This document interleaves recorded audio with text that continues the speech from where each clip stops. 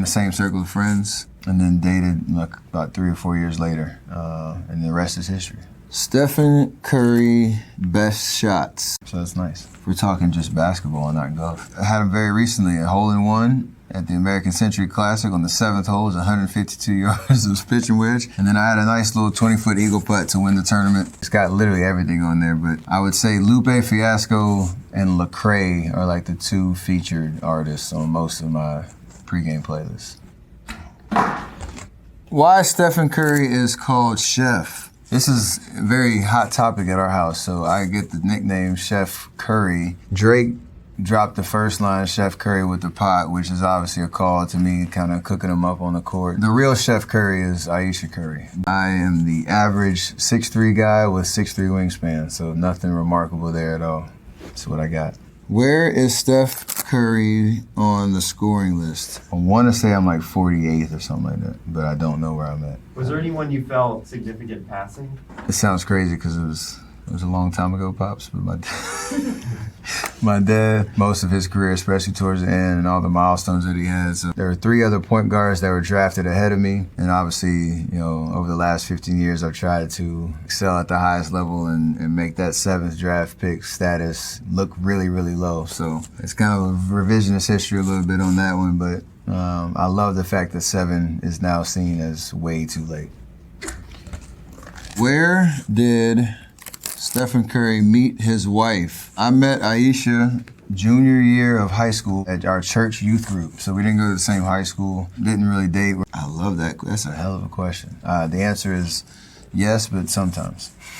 Stephen Curry shoe size. I wear a size 12 and a half, sometimes a 13, depending on the kicks. Any idea who might have the biggest in the league? Probably in the history league, I would say Shaq. But right now, probably either KD or Joel Embiid, maybe, just based off of sheer size. No matter how many accolades and accomplishments I've had, I still carry that as motivation and inspiration to prove to myself more than anybody that I'm capable of doing, great things on and off the court. That's the underrated mindset. When you told me when I went to Davidson, would I ever have a documentary about this part of my life? I would have been like, what are you talking about? That's the lifestyle.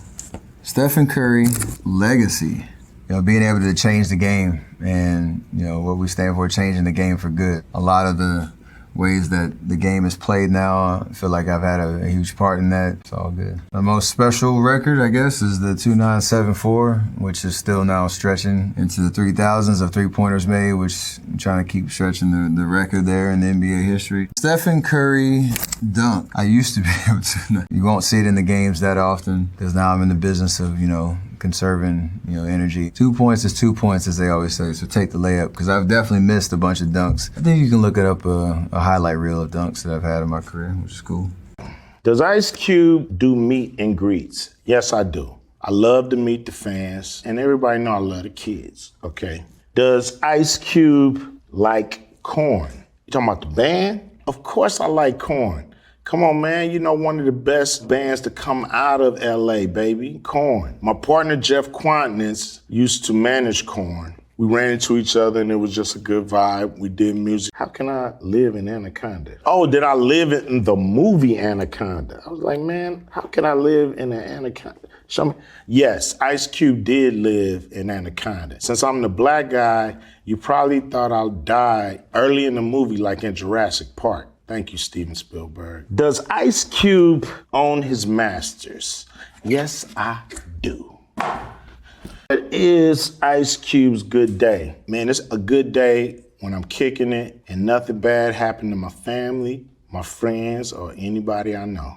That is a good day. Yeah, it's a little different now. I'm a married man, you know what I'm saying? He did a great job, but he ain't nothing like his daddy. Who is Ice Cube's best friend? My best friend is my wife, Kim. Best friend I ever had. What would Kevin Hart say? Kevin Hart wouldn't say nothing.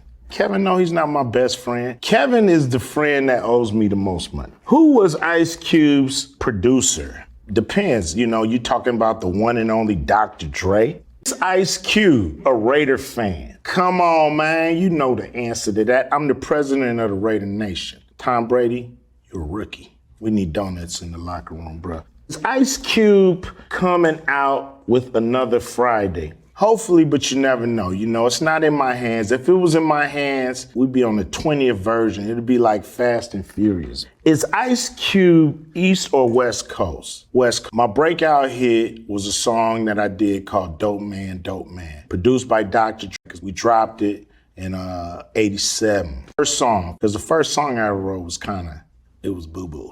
When I was 15, there's a song called The Cabbage Patch Dance. It was, you know, my first song written. And then I wrote Boys in the Hood when I was 16. Ice Cube's Yay Yay.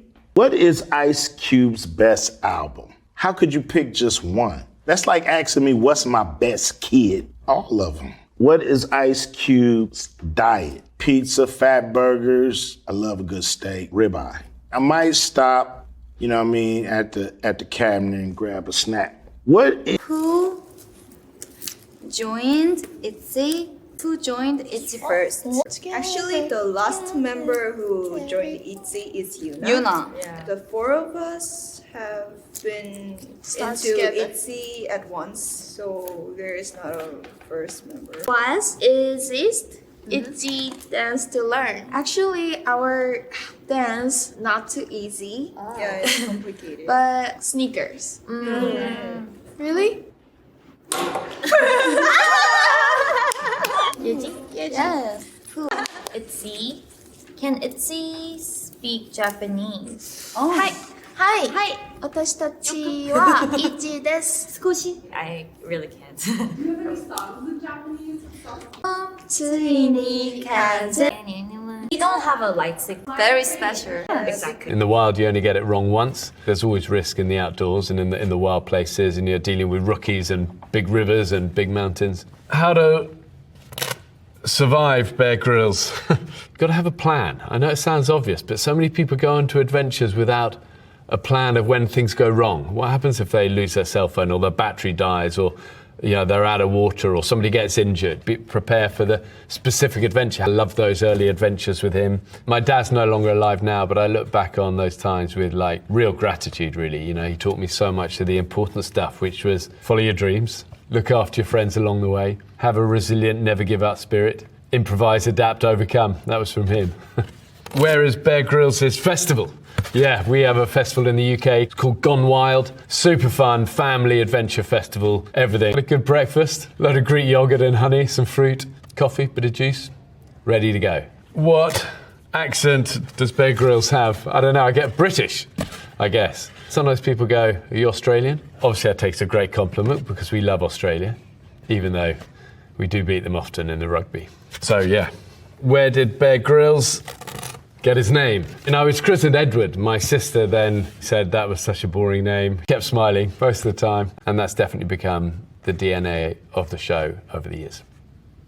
Good family, 3 great boys, still married to the girl I met when I was 22, good friends, still smiling, still going, still doing what I love. I never take that for granted. What island is Bear Grylls filmed on? We live on a little island off the Welsh coast in the UK. We've owned it for years now. You know, we were right at the tip end of the Arctic, tough conditions. He was in at the deep end in every way. He never gave up, kept smiling most of the time. And I think if we'd kept running wild at that intensity, we'd never have had a season 2. So we learned, keep them short, keep them fast, keep them a million miles an hour, but make them achievable. You know, we're not there to break anyone, we're there to build people. And that's definitely become the DNA of the show over the years.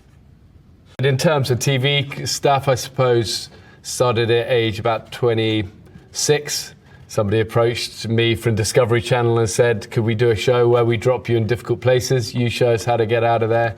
A privilege. So that's that one. Bear Grylls bee sting. I was stung by a bunch of African bees once trying to get some honey out of a nest. And I think the lesson is in the wilds, it's not always the big things that are going to get you.